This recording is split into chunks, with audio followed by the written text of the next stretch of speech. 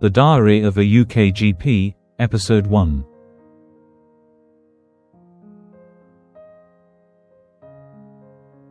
Do GPs still see patients?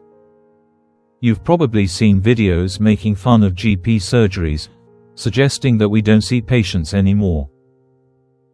That everything's automated, impersonal, distant.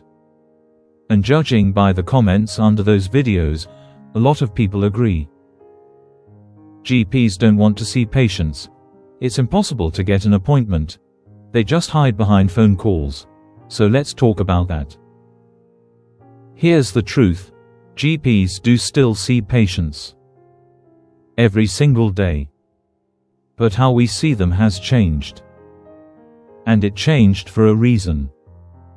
Before COVID, most consultations were face-to-face. Then overnight, we had to transform how we worked, not because we wanted to avoid patients, but because we had to protect them.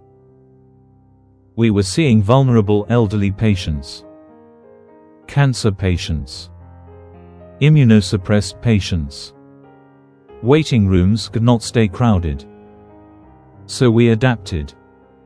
Phone calls, video consultations, online triage systems, remote prescribing. And what started as emergency measures became part of modern general practice. But here's what people often misunderstand. Remote doesn't mean absent.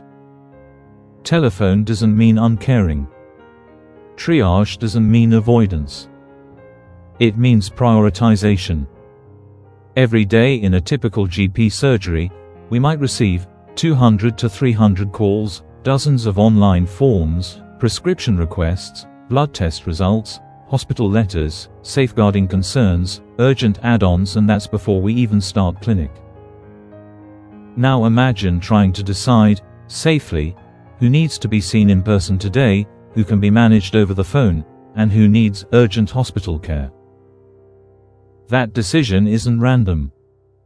It's clinical judgment. A child with breathing difficulty. Face-to-face immediately. Chest pain with red flags. Emergency referral. A medication review. Possibly telephone. A rash. Maybe a photo first. This isn't about reducing care. It's about directing care safely. But let's talk about what many people feel. I just want to be seen. I feel dismissed. I miss the old way. That feeling is valid. Healthcare feels different now. But here's another truth. Demand has never been higher. We are seeing more patients than ever before. The population is older. Chronic diseases are more complex. Mental health presentations have increased significantly. And yet, the standard appointment slot is still 10 minutes. 10 minutes to listen. 10 minutes to examine. 10 minutes to diagnose. 10 minutes to document. 10 minutes to safety net. And often, 10 minutes becomes 20, but the schedule doesn't change. So when delays happen, it's not because GPs are avoiding work. It's because the system is stretched. Primary care manages around 90% of NHS patient contacts, with a fraction of the total NHS budget. That pressure is real. And it's visible, on both sides of the desk. Patients feel rushed. Doctors feel overwhelmed. Receptionists absorb frustration. Everyone feels strained. Most days I arrived at work 1 hour 30 minutes before my first appointment. I leave work over an hour after closing time. And yet my job is not done. I still put in at least 1 hour at home using the work laptop. And yes, receptionists. I saw many comments attacking them.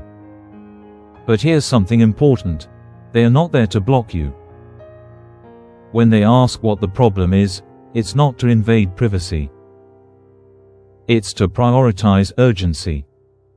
If someone says, "I've got a cold," that's one pathway. If someone says, "I've got crushing chest pain," that's another. The receptionists are not villains. They are an important part of the clinical safety system. And they do it under intense pressure. Honestly, we GP cannot do what we need to do without them. So do GPs still see patients? Yes.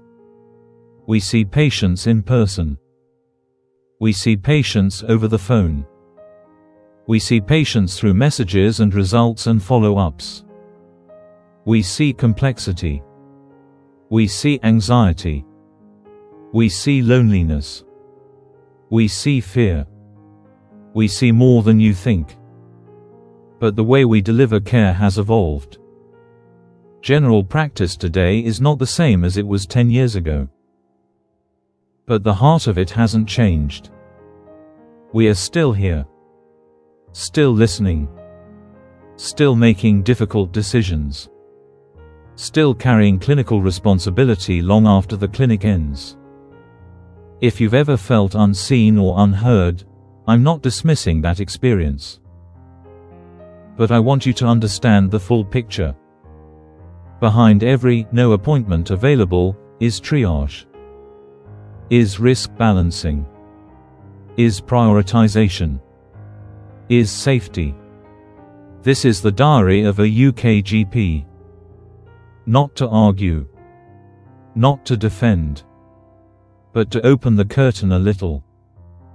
Because the truth is, general practice hasn't disappeared. It's changed. And if you've ever felt frustrated, dismissed, or confused by how it works now, you deserve clarity. In episode 2, I'm going to talk about something many people struggle with. Why does it feel harder than ever to get an appointment? What is actually happening at 8 a.m.? What happens after you press redial 27 times? And is it really a case of no one picking up, or something deeper in the system? If you want honest, inside insight, without drama, without politics, subscribe. Follow the series. And let's have this conversation properly. Because trust in healthcare doesn't rebuild through comment sections. It rebuilds through understanding. I'll see you in episode 2.